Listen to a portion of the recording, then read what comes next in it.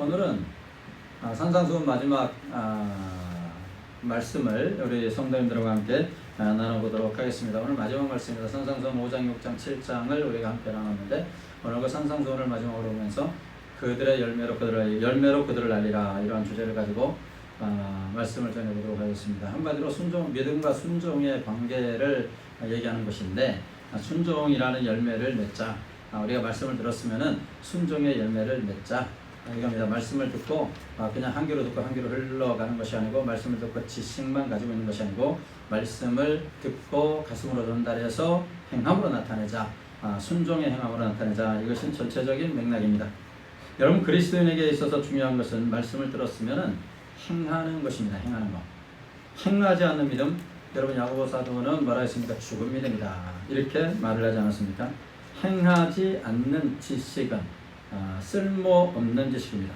반쪽짜리 지식이라고 말씀할 수 있습니다. 학생들이 학교에서 공부하고 나중에 교수원으로 가려면은 이제 석사, 박사 학위를 받아야 됩니다. 박사학위를 받고 박사학위를 받으려면 이제 논문을 써야 됩니다. 그 논문이 그냥 단순하게 학술적인 도서관용으로 쓰여졌다, 그냥 도서관에 꽂혀놓는 그런 용어로 쓰여졌다 하면은 그 논문은 별 가치가 없습니다. 무엇을 연구하든지 그 논문이 학술적인 학문적 우수성도 있어야 되지만, 그 학문적으로 연구한 논문이 실생활 속에서 연구되어져야 됩니다. 실제적으로 활용이 되어져야 된다라는 얘기예요. 활용이 되어져야 됩니다. 근데 활용이 되어지지 않는 논문, 이거는 그야말로 통과되기조차도 어렵습니다. 단지 이론이거든요. 이론이거든요. 이론을 가지고는 학위 논문을 쓸 수가 없습니다. 반드시 실용성이 있어야 됩니다. 학문성과 실제성, 실용성이 겸비되어 있는 논문이어야 통과가 될 수가 있습니다. 그렇기 때문에 행하지 않는 믿음, 행하지 않는 행함의 비효율적인 학문, 이건 반쪽입니다. 반쪽짜리 지식밖에는 되지 않습니다. 예수님은 지금까지 산상수훈을 통해서 그리스도인의 삶, 제자로서의 삶이 무엇인지에 대해서 우리에게 아주 구체적이고 아주 자세하게 친절하게 가르쳐 주셨습니다. 이제 예수님의 관심은 무엇일까요? 과연 제자들이 이 말씀을 들은 대로 실천할까? 이거예요. 과연 실천할 수 있을까? 그래서 산상수훈을 마무리하시면서 순종하는 자와 순종하지 않는 자를 극적 대비시키면서 행함으로 나타나는 이 순종의 중요성을 오늘 예수님께서는 강조하고 계시는 겁니다. 예수님의 간절한 심정, 그리고 예수님의 어떤 면에서 보면 걱정과 염려를 우리는 발견할 수 있습니다.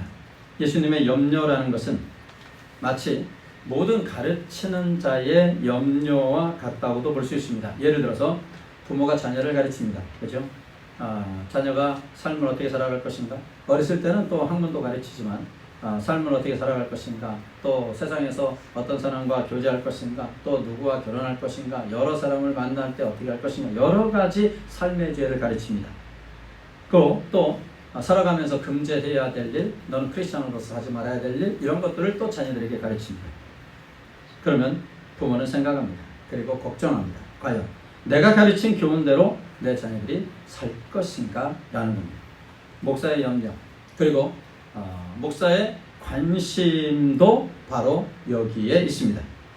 성도들이 말씀을 가르친 대로 생활할 것인가? 라는 겁니다. 말씀을 가르친 대로. 제가 말씀을 준비해서 여러분에게 전달해 드리는데 그 전달된 말씀대로 우리 성도들이 살아갈 것인가? 제 관심과 어떤 면에서는 염려와 걱정입니다. 사실 목사의 가장 큰 보람은 성도들이 말씀대로 사는 것을 보는 겁니다. 만약에 말씀을 아무리 가르쳐도 변화가 없습니다. 말씀대로 살고자 하는 의지도 없습니다. 여러분, 이런 것을 목사가 발견했을 때는 정말 목회에 회의까지 들게 됩니다.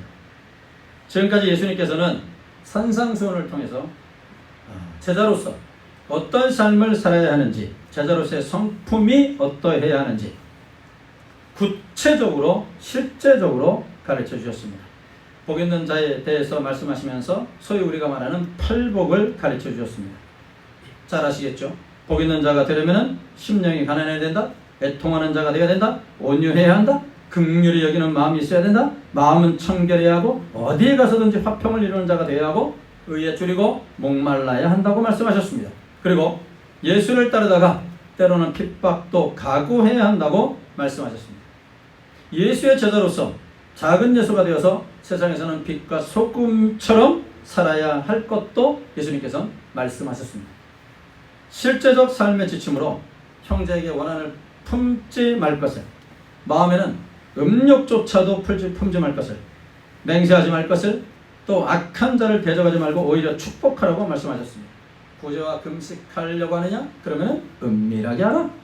땅에 본물을 쌓아두지 않아야 한다는 것, 그리고 비판하지도 말라고 말씀하셨습니다. 염려되는 일이 있느냐? 염려 대신에 간절한 기도를 올리라고 하셨습니다. 그리고 넓은 문으로 들어가지 말고 좁은 문으로 들어가서 좁은 길을 걸어가라고 말씀하셨습니다. 여러분, 그러나 중요한 것은 예수님의 이러한 말씀을 들었어도 순종하지 않으면 아무 소용이 없다는 겁니다. 분명히 예수님의 말씀은 당시의 랍비들의 말과는 차원이 달랐습니다. 오늘 28절 29절 다시 한번 읽어보도록 하겠습니다. 28절 29절 같이 읽습니다. 시작. 예수께서 이 말씀을 마치심에 무리들이 그의 가르치심에 놀라니 이는 그 가르치시는 것이 권위 있는 자와 같고 그들의 서기관들과 같지 아니함이러라. 예수님의 말씀은 권위가 있었다고 말하고 있어요. 권위가 있었습니다. 아무도 그 앞에서 별로 날 사람이 발로 날 사람이 없었습니다. 그러나 아무리 절대 주권을 가지신 예수님의 말씀이라 해도 듣는 자들이 그 진리의 말씀을 인정하지 않고 순종함으로 열매를 맺지 않으면 아무 소용이 없는 겁니다. 절대 주권을 가진 예수님이 말씀하셔도 듣는 자들이 맹성맹성하고 듣는 자들이 반응이 없으면 아무 소용이 없어요. 여러분, 순종은 믿음의 증거입니다. 내가 믿음이 있다? 그것을 무엇으로 나타냅니까? 순종입니다. 순종. 행함을 강조하고 있는 야고보서에서 야고보 사도는 행함의 중요성에 대해서 수없이 강조하고 있습니다. 수없이 강조해요. 우리 성경 한번 읽어보도록 하겠습니다. 야고보서 2장 14절입니다. 야고보서 2장 14절 우리 한번 같이 읽어보도록 합니다. 내 형제들아, 만일 사람이 믿음이 노라하고 행함이 없으면 무슨 유익이 있으리요? 그 믿음이 능히 자기를 구원하겠느냐? 행함을 강조하고 있는 야고보 사도의 말이죠. 또한 22절 보세요. 같이 읽습니다. 내가 부모님과 믿음이 그의 행함과 함께라고 행함으로 믿음이 온전하게 되느니라. 믿음과 행함이 상충되는 부분이 아니죠. 믿음과 행함이 같이 간다는 거예요. 같이 간다. 같이 가는 겁니다. 그리고 26절도 보실까요? 시작. 영혼 없는 몸이 죽은 것 같이 행함이 없는 믿음은 죽은 것이다. 이렇게 말하고 있습니다. 영혼이 없는 몸은 영혼이 없는 몸이 죽은 것 같이 행함이 없는 믿음은 죽었다는 거예요. 죽었다. 여러분이 믿음이 있다고 말씀하십니까? 근데 행함이 없어요? 그러면 여러분의 믿음은 가짜라는 얘기예요. 정말 미안한 소리지만 가짜입니다. 그럼 로마서에서 바울이 주장한 믿음으로 인한 구원, 믿음으로 말미암은 구원과 충돌되는 말씀인가? 여러분, 많은 분들이 여기서 혼란을 겪습니다. 바울 사도가 로마서에서 계속 힘주어 강조하는 것이 바로 오직 믿음 아니겠습니까? 오직 믿음, 오직 믿음이에요. 특별히 로마서 1장 17절에 보시면은 이렇게 되어 있어요. 복음에는 하나님의 의가 나타나서 믿음으로 믿음에 이르게 하나니 기록된 바 오직 의인은 믿음으로 말미암아 살리람과 같으니라. 여러분, 이 말씀이 로마서 1장 17절입니다. 과연 그렇다면 믿음과 행함은 충돌하는 것인가요? 야고보 사도는 행함을 강조하고 로마서에서 의하면 바울 사도는 믿음을 강조합니다. 충돌입니까? 상충되는 것입니까? 아닙니다. 로마서와 야고보서는 상충되는 성경이 아닙니다. 서로 보완적이고 조화를 이루는 성경입니다. 즉 로마서의 저자 바울, 야고보서의 저자 야고보, 관점의 차이죠. 관점의 차이를 아셔야 됩니다. 바울 사도는 나무로 따지면 나무의 뿌리에 관점을 두었다면 야고보 사도는 그 나무의 열매에 관점을 둔 것입니다. 열매, 즉 믿음이 있으면 열매는 맺어진다는 거예요. 그리고 믿음이 없으면 믿음에 따른 그리스도인의 삶이 나오지를 않는다는 것입니다. 오늘 말씀과도 일치된다고 볼 수 있습니다. 좋은 나무는 좋은 열매를, 나쁜 나무는 나쁜 열매를 맺는 것이 자연의 법칙입니다. 믿음과 순종도 마찬가지입니다.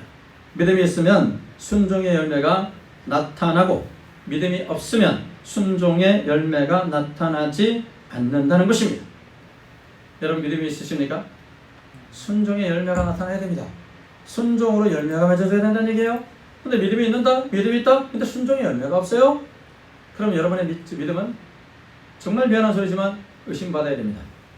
우리가 그래서 조심스러우면서 심각하게 생각해 보아야 합니다. 무엇을?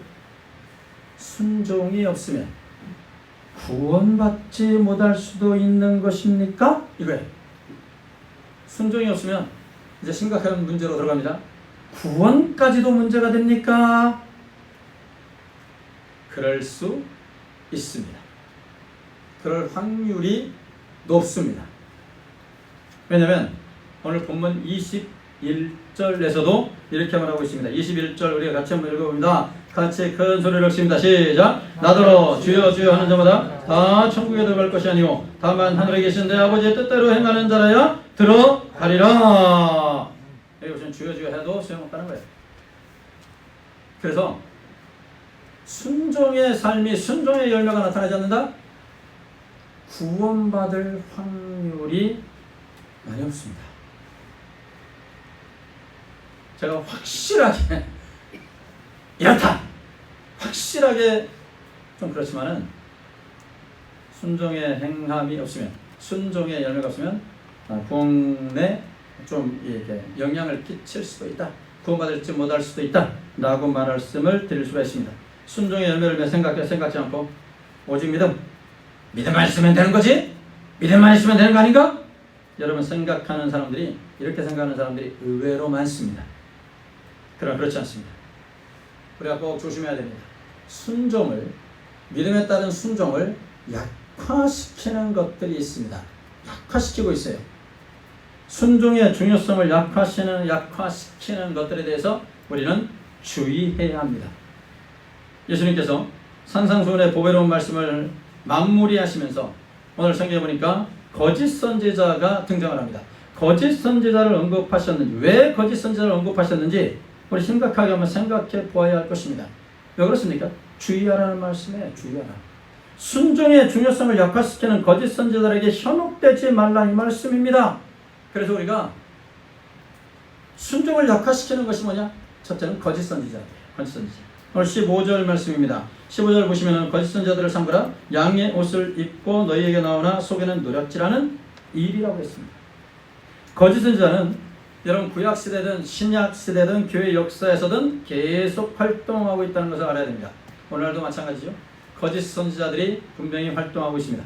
바울 사도는 거짓 선지자의 정체를 아주 적절하게 표현을 했습니다.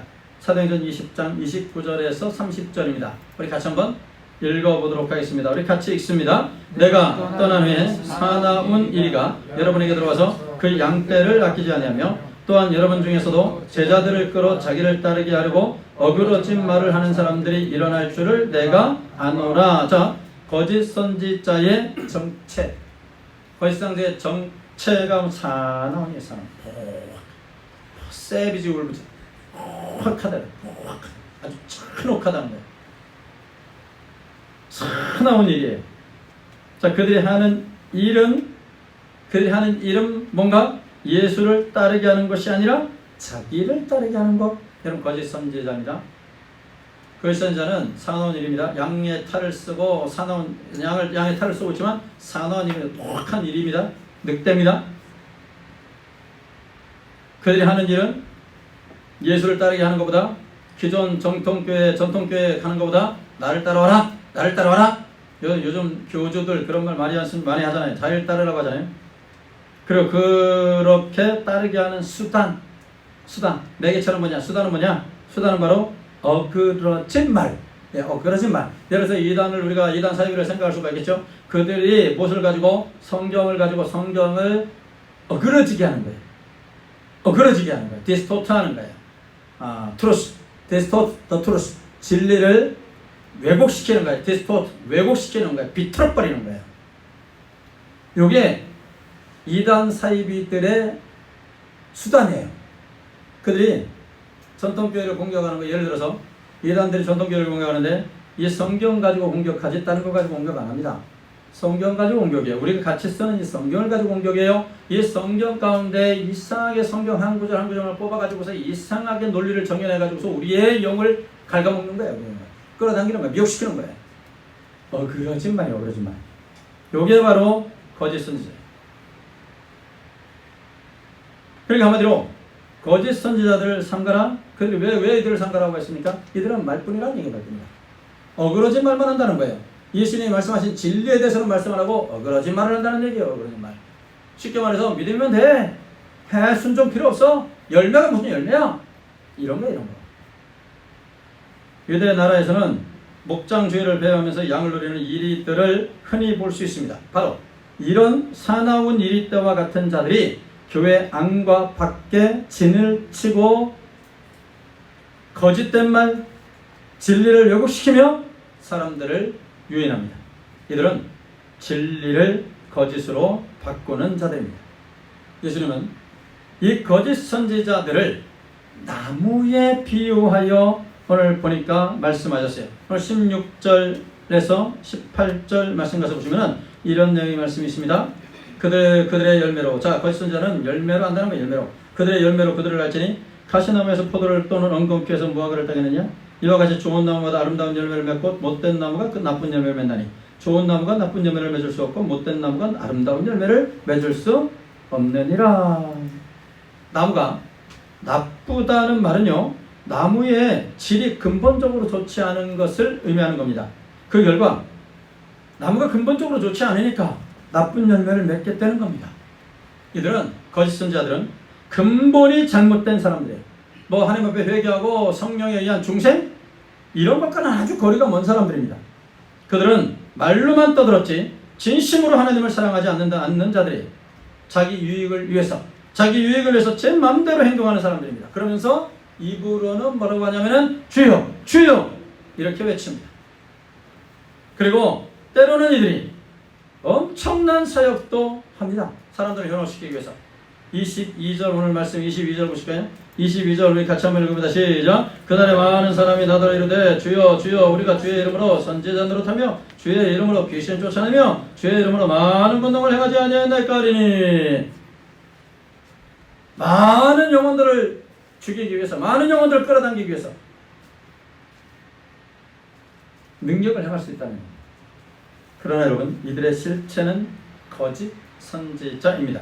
양의 탈을 쓴 이리떼입니다.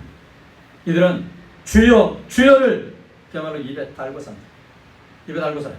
그리고 때로는 엄청난 이적과 기적도 행합니다.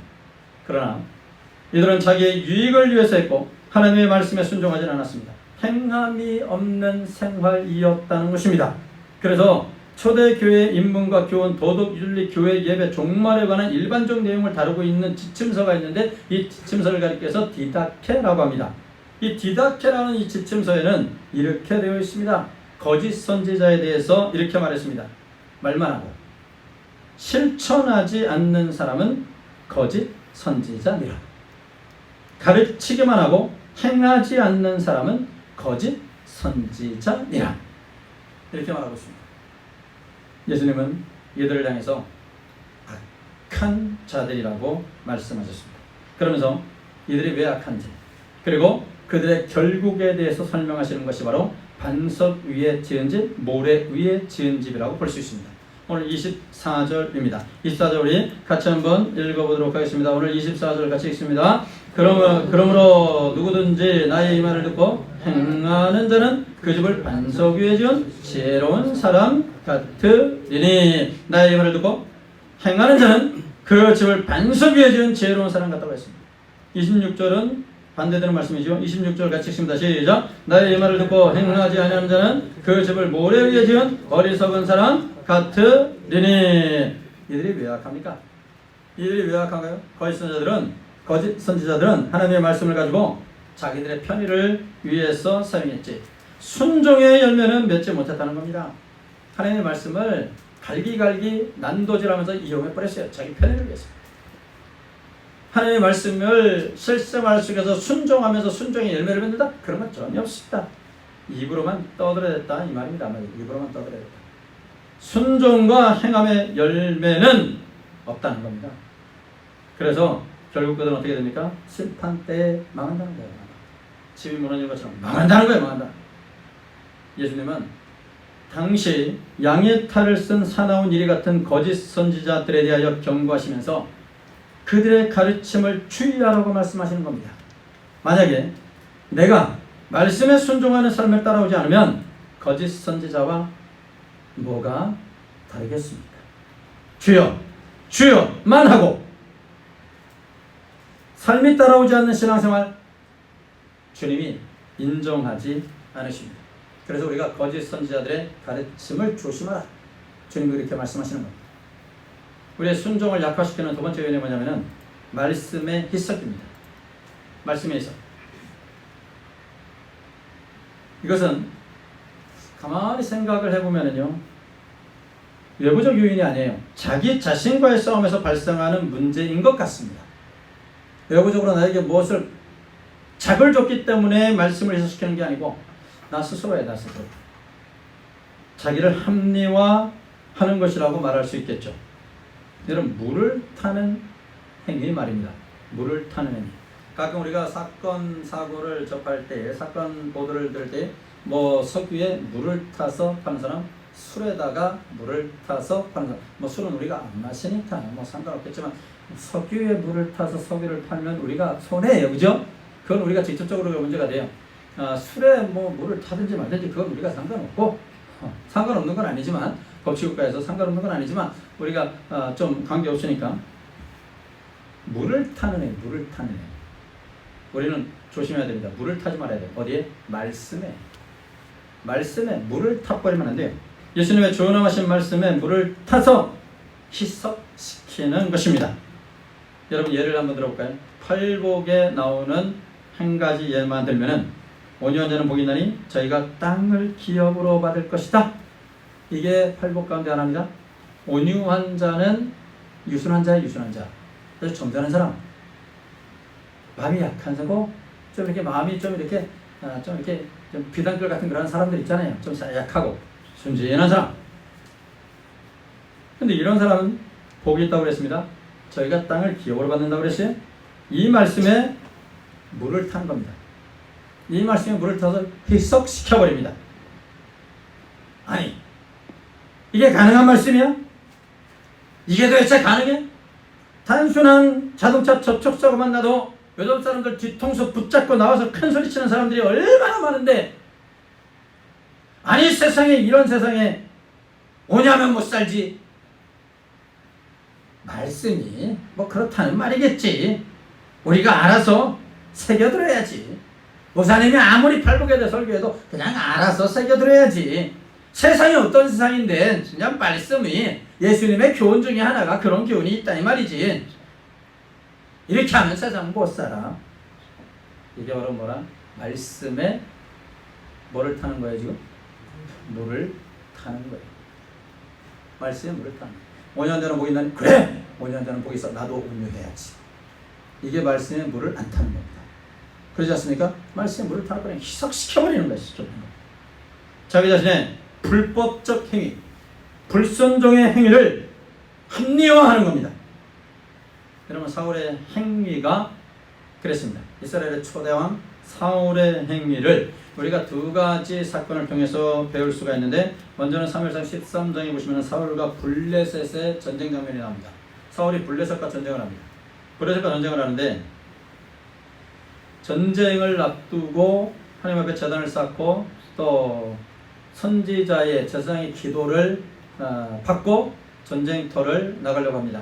그런데 당시의 선지자가 사무엘 선지자였는데, 사무엘 선지자가 온다고 한 길이 늦어졌어요. 사무엘이 분명히 온다고 했는데 시간이 지나가지고서 일주일이 지나가 버렸어요. 블레셋은 저기에서 막 항우를 짓고 쳐들어오려고 합니다. 백성들의 마음은 사이가 떨어집니다. 사무엘 선지자가 안 오니까 선지자가 와가지고서 하나님의 하늘에 손을 들고 하나님의 도우심을 구하며 기도하면 힘을 얻을 것 같은데 사무엘 선지자가 오지를 않아요.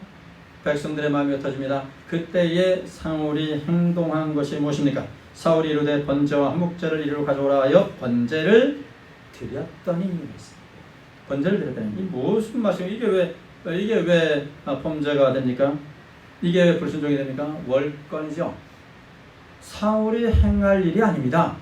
번제와 한목제를 하나님께 드리는 것은 사무엘 선지자가 해야 될 일이지 왕인 사울이 해야 될 일이 아니란 말이에요. 근데 기다리지 못하고 월권을 행했어요. 교만한 거지요. 한마디로 교만한 거. 사무엘 선지자가 와가지고서 이게 대체 어떻게 된 일입니까? 그랬습니다. 그때에 사울이 말합니다. 이에 내가 이르기를 블레셋 사람들이 나를 치러 길갈로 내려오겠거늘 내가 여호와께 은혜를 간구하지 못하였다고 부득이하여서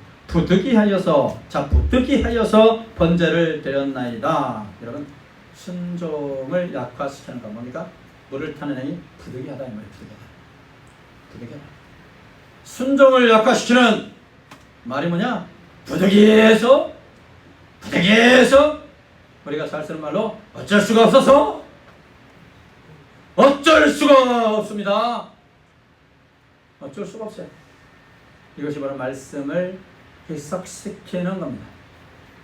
우리가 살아가면서 어쩔 수 없는 행위가 많잖아요. 어쩔 수 없는 삶이 많잖아요. 어쩔 수 없는 상황이 일어납니다. 우리가 인간적으로 봤을 때는 어쩔 수 없는 것 같아요. 목사가 봤을 때도 어쩔 수 없는 것 같아요. 그런데 이것이 하나님께도 통하겠느냐라는 얘기예요. 하나님께는 통하지 않거든요. 우리 하나님께는 순종만이 있을 뿐이지 주님 어쩔 수가 없습니다. 부득이하여서 여러분 이거 안 되거든요. 순종을 약화시키는 말입니다. 말씀에 물을 타버리는 거예요. 말씀에 물을 타서 희석시켜버리는 거예요. 부득이하여서. 그때 사무엘 선지자가 이 일로 인해서 당신은 하나님께 버림을 받을 것을 말합니다. 하나님이 용납지 않아야 하신다는 얘기예요. 용납하지 않으신다는 얘기예요. 그리고서 사무엘상 15장으로 넘어가면 사울이요, 결정타가 이제 여기서 나타나죠. 사울과 아말렉의 전쟁입니다. 아말렉이라는 이 족속은 이스라엘 백성들이 출애굽할 때부터 이스라엘 백성들을 괴롭힌 종족이에요. 그렇기 때문에 이스라엘의 천적이에요. 하나님께서 아말렉을 씨를 말려버리라고 그랬어요. 한마디로 다 죽여라. 근데 사울이 그렇게 하지 않았어요. 그렇게 하지 않고 좋은 소와 양은 다 남겨놨어요. 다 남겨놨습니다. 사무엘이 이때도 와가지고서 왕이시오. 왜 그렇게 하셨습니까? 하나님께서 다 진멸하라고 하지 않았습니까? 다 진멸하라고 했잖아요. 하나님께서 당신이 그렇게 하나님 앞에 겸손했을 때는 왕으로 세우셔가지고 당신을 통해서 일을 하려고 하시는데 왜 하나님 말씀 안 듣고 왜 자꾸만 좋은 걸 남겨놨습니까? 사무엘 선지자가 와가지고 따집니다. 왜 당신은 그렇게 탈취하기에만 그렇게 급급합니까? 하나님의 말씀에 다 죽이고 다 불살라버리고 그러라고 하지 않았습니까? 그때 사울이 한 말입니다. 뭐라고 말을 하냐면은 다만 백성이 나는 순종하려고 하였으나 다만 백성이 그 마땅히 멸할 것 중에서 가장 좋은 것으로 길갈에서 당신의 하나님 여호와께 제사하려고 양과 소를 끌어왔나이다. 뭐 하나님을 그리 축하나 나는 하려고 했는데 다만 백성들이 저 양과 소를 끌어다가 당신의 하나님께 제사 드리려고 그랬어요. 그래서 가져온 거예요. 여러분, 순종에는 뭐 했으나가 빠져야 돼요. 나는 뭐뭐 하려고 했으나 네베시에 예배에 참여하려고 했으나 아주 바쁜 일이 생겨버렸어요. 예배에 참석하려고 했으나 너무 시간이 없어요. 뭐뭐 했으나 이 말씀에 자꾸만 물을 타버리는 거야. 그래서 사무엘 선지자가 말합니다. 사무엘이 이르되 여호와께서 번제와 다른 제사를 그의 목소리를 청종하는 것을 좋아하심 같이 좋아하시겠나이까? 순종이 제사보다 낫고 듣는 것이 수량의 기름보다 나으니. 여러분, 하나님의 말씀에 물을 타면 안 됩니다. 물을 타면. 좁은 문으로 들어가서 좁은 길을 걸어가는 사람은 주님을 따르기 위해서 어떤 대가도 마다하지 않고 순종하는 길을 가는 사람들입니다. 우리는 하나님의 말씀에 물을 타가지고 기독교 복음을 값싼 복음으로 싸구려 복음으로 전락시키고 있지는 않은지 여러분 경계하셔야 됩니다. 거짓 가르침과 속삭임에 절대로 넘어가서는 안 됩니다. 믿음과 순종의 관계는 나무의 뿌리와 열매입니다. 좋은 나무가 좋은 열매를 맺는 것이 자연의 법칙입니다. 진짜 믿음을 가진 자는 순종의 열매를 맺습니다. 이것이 영적 불변의 법칙입니다. 순종의 열매를 통해서 참 믿음과 거짓 믿음을 구별할 수 있습니다. 그래서 20절에 이름으로 그들의 열매로 그들을 알리라는 말씀을 하신 것입니다. 데니스 레인이라는 목사님은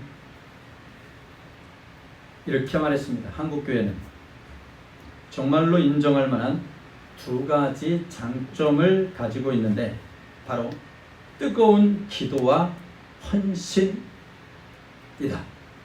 그러나 말씀을 실생활 속에 적용하고 순종하는 데는 너무나 등한히 한다. 한국의 성도들에게 일침을 가하는 그러한 말씀이죠. 뜨거운 기도와 헌신은 하는데 말씀을 실생활 속에서 순종하는 순종의 열매는 너무 등한히 한다는 거, 신경 안 쓴다는 얘기죠. 여러분, 행하는 믿음이 되시기를 바랍니다. 말씀에 순종하여 행함의 열매를 맺으셔야 됩니다. 은퇴 후 코바디스라는 책이 있습니다. 코바디스 After Retirement 라는 책이 있습니다. 한 장 넘어가야 되는데 언론학자이자 고려대 명예교수 원우현 장로님이 쓰신 책입니다. 2007년도 고려대학교 언론학부에서 정년퇴임한 원 교수는 2016년에 몽골의 울란바토르로 향했습니다. 몽골 국제대학교 부총장 겸 미디어학부 교수를 맡으면서 국제 언론 미디어 연구원을 신설하기 위해서였다고 합니다. 겉으로 나타난 표면상의 이유는 그것이었습니다. 그렇지만 원장로를 몽골로 이끈 것은 바로 그의 신앙이었습니다. 원장로는 70세가 넘은 나이에 몽골에서 다시 학생을 가르치고 학생을 가르치는 것에서 그치지 않고 학생들에게 하나님의 사랑에 대해 알려주고 그리스도가 구세주이심을 가르치면서 새로운 삶을 지금 살고 있다고 합니다. 특히 원장로는 그의 책에서나 또 그의 삶에서 강조하는 것이 열매 맺는 삶, 이걸 강조합니다. 열매 맺는 삶. 그는 기독교인이라면 인생에서 아름다운 열매가 나타나야 한다고 말합니다. 사람이 살아온 인생은 그 사람이 맺는 열매를 보면 알 수 있습니다. 아무리 미사역으로 화려하게 포장한다고 해도 의와 진리의 성경적 열매를 맺는 분이 있는가 하면 반대로 악하고 세상적인 열매만 몰두하는 분들이 있다고 원장로는 말을 합니다. 이 원장로가 어느 해에 추수감사절에 한 설교를 한번 그대로 인용해 보았습니다. 이 원장로가 추수감사절에 설교한 내용입니다. 하나님은 꽃을 피우라 말씀하지 않고 열매를 맺으라고 말씀하셨습니다. 자연의 법칙은 꽃이 먼저 피어야 열매를 맺는 순리의 법칙입니다. 그런데 하나님께서는 화려한 모습을 뽐내고 향기로운 냄새까지 발산하는 꽃을 먼저 언급하지 않으셨습니다. 꽃을 먼저 피우라는 말씀조차 하지 않았습니다. 성경의 곳곳에서 좋은 열매를 맺으라, 하나님과 사람에게 쓰임받는 귀한 열매를 맺으라고 하셨습니다. 하나님이 이렇게 말씀하신 그 뜻을 잘 헤아려야 합니다. 중요한 것은 이것입니다. 꽃은 화려해서 사람들의 눈과 시선을 사로잡지만 꽃은 곧 시들어 버리는 것으로 끝나버립니다. 제 아무리 꽃이 화려하고 사람들에게 사랑을 받는다고 해도 꽃이 사라지지 않고 계속 피어 있다면 열매를 맺을 수 없습니다. 하나님께서는 내가 사람들의 시선을 한 몸으로 받으며 사람들에게 인기를 끌면서 관심받는 꽃으로 살아가는 인생을 원하지 않습니다. 하나님께서는 내가 영광을 받고 사랑을 받는 것이 아니라 하나님이 영광을 받기를 원합니다. 나는 하나님에게 쓰임을 받다가 조용히 사라지고 그리고 나의 행실에서 하나님이 원하시는 열매가 맺어지기를 바라고 있습니다.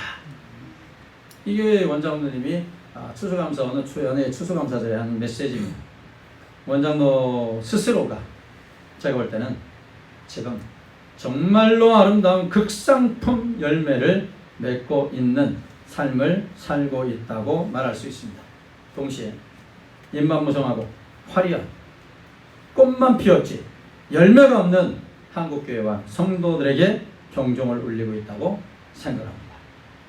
예수 믿는 성도에게는 세상 사람들과 구별되는 열매가 나타나야 합니다. 말과 행동에서 예수 믿는 사람들은 세상 사람들과 다른 모습들이 나타나야 합니다. 2021년 8월에 탈레반의 박해로 인해서 특별 기여자 명목으로 391명의 아프가니스타인이 한국에 입국했습니다. 여러 가지 관점에서 바라볼 수 있지만 이슬람 배경을 가진 이분들을 환영하며 지혜롭게 대처하기 위해서 한국세계선교협의회가 주선해 관계자들이 회합을 했다고 합니다. 관계자들이 모여서 이들이 한국 사회에 잘 적응하도록 그들을 어떻게 도울 것인가를 의논하는 자리였습니다. 회의를 마칠 무렵에 그들보다 먼저 한국에 들어와 주님을 영접한 아프가니스탄의 한 청년이 입을 열었습니다.